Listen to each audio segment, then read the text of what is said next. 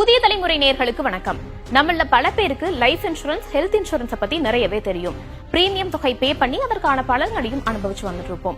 குறிப்பா ஏதாவது ஒரு நபருக்கு இன்சூரன்ஸ் போட்டிருக்கும் போது அசம்பாவிதம் நடந்துச்சு அப்படின்னா அவங்களுடைய நாமினி அதற்கான பலன்களையும் அனுபவிச்சு வந்துட்டு இருப்பாங்க. இதெல்லாம் ஒரு பக்கம் இருக்கட்டும், நமக்கு இதை பத்தி தெரியும்.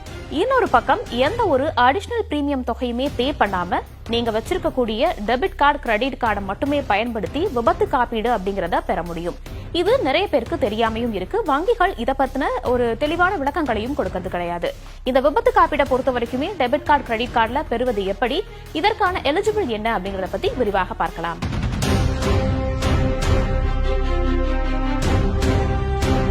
சமீபத்துல சிட்டி யூனியன் பேங்கினுடைய ரூபே கார்டை பயன்படுத்தி வந்துட்டு இருந்த ஒரு நபர் விபத்துல இறந்து போறாரு. இதனால அவங்களுடைய மனைவி விபத்து காப்பீடு அப்படிங்கறத அந்த பேங்க்ல போய் கோரிக்கை வைக்கிறாங்க. விபத்து காப்பீடை பொறுத்த வரைக்குமே ரூபே கார்டுக்கு 5 லட்சம் வரைக்கும் பெற முடியும் அப்படிங்கறது ரூல்ஸாகவே இருக்கு. ஆனா பேங்க் தரப்புல இருந்து என்ன சொல்லிருக்காங்க அப்படின்னா, விபத்து காப்பீடை பொறுத்த வரைக்குமே விபத்து ஏற்பட்ட 30 நாட்களுக்கு முன்னாடி அந்த கார்டு பயன்படுத்தப்படல, அதனால நாங்க மறுப்பு தெரிவிக்கிறோம்ங்கறத சொல்லிடுறாங்க. உடனே விபத்துனால மரணம் அடைஞ்சவங்களுடைய மனைவி திருவாரூர் இருக்கக்கூடிய குறைதீர் ஆணையத்துல போய் வழக்கும் தொடர்றாங்க. விசாரணையில என்ன தெரிய வருது அப்படின்னா, பேங்க் 45 டேஸ்க்கு முன்னாடி பயன்படுத்திருக்கணும் அப்படிங்கிற ரூல்ஸை 30 டேஸா குறைச்சிருக்காங்க. இது குறித்தான எந்த ஒரு அப்டேட்டையுமே வாடிக்கையாளருக்கு தெரியப்படுத்தாத காரணத்தினால நீங்க தான், அதாவது அந்த பேங்க் தரப்புல இருந்தும் டாடா ஏஐஜி இன்சூரன்ஸ் நிறுவனம் தரப்புல இருந்தும் பாதிக்கப்பட்ட நபரினுடைய குடும்பத்திற்கு நஷ்ட ஈடு கொடுக்கணும்னு சொல்றாங்க. விபத்து காப்பீடாக 2 லட்சம் ரூபாய் தரணும், நஷ்ட ஈடாக 1 லட்சம் ரூபாய் தரணும், அதே நேரத்துல வழக்கு செலவாக 10,000 ரூபாய் தரணும் அப்படிங்கறதையும் சொல்லியிருக்காங்க. ஓகே, இதெல்லாம் சொல்லியாச்சு. அப்போ டெபிட் கார்டு, கிரெடிட் கார்டை பொறுத்த வரைக்குமே என்ன மாதிரியான நேரத்துல நம்ம அந்த விபத்து காப்பீடை பெற முடியுங்கிறத பத்தியும் பார்க்கலாம். முன்னாடியே சொல்லியிருந்தோம் டெபிட் கார்டு, கிரெடிட் கார்டு. இதுல நீங்க என்ன பேங்க்ல யூஸ் பண்றீங்க, என்ன வேரியன்ட் கார்டு வச்சிருக்கீங்க அப்படிங்கறத பொறுத்து அந்த அமௌண்ட் அப்படிங்கறதும் மாறுபடும். RuPay card, master card, visa card அப்படின்னு நிறைய வேரியன்ட் இருக்கு. நீங்க வச்சிருக்கக்கூடிய பேங்கை பொறுத்துமே இது மாறுபடும். சரி, இந்த கார்டை நான் பயன்படுத்தணும்னா என்ன மாதிரியான சந்தர்ப்பங்களை பயன்படுத்த முடியும்னா நிறைய சந்தர்ப்பங்கள் இருக்கு. விபத்தை பொறுத்த வரைக்கும் ரோடு ஆக்சிடென்ட்ல ஒருத்தர் இறந்து போறாரு, இல்லனா ஆக்சிடென்ட் காரணமாக உங்களுக்கு நிரந்தர ஊனம் ஏற்படுது அப்படின்னா இந்த கார்டை பயன்படுத்த முடியும்.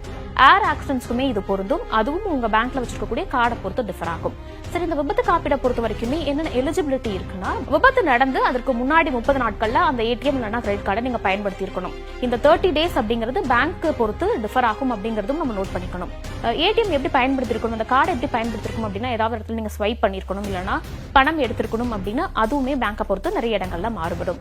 சரி, ஒருத்தர் விபத்துல இறந்து போறாரு, அவங்க குடும்பத்தை சேர்ந்தவங்க எப்படி இதை கிளைம் பண்ணிக்க முடியும் அப்படின்னா, மேக்சிமம் அடுத்த 60 நாள் இல்லைன்னா 90 நாளுக்குள்ள இந்த கிளைமை நீங்க பேங்க்ல போய் கேட்கணும். அதற்கான ஃபார்மும் வச்சிருப்பாங்க. அதை நீங்க ஃபில் பண்ணதுக்கு பிறகு டெத் சர்டிபிகேட், எஃப்ஐஆர் காப்பி, அந்த மாதிரி அவங்க தேவைப்படுற ஆவணங்களை கொடுத்தீங்கன்னா உங்களுடைய அந்த விபத்து காப்பீடு அப்படிங்கிறதும் உங்களுக்கு கிடைக்கும்.